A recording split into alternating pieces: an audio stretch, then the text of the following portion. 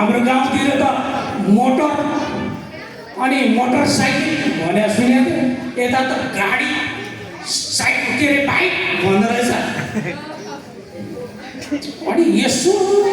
गरेर यसो पाठपुर्जा हेरेँ जो पनि हेऱ्यो त्यो गाडीको त पिसापेट पनि छैन पिसापेट ठाउँै छैन यसो हेऱ्यो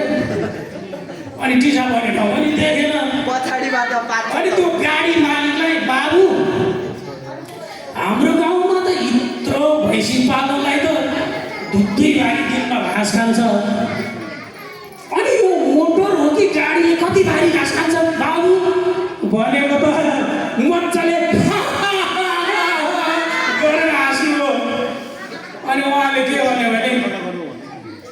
घाँस होइन दाइ यसले त पेट्रोल कि के पो खान्छ अरे डिजेल खान्छ भनेको छक्क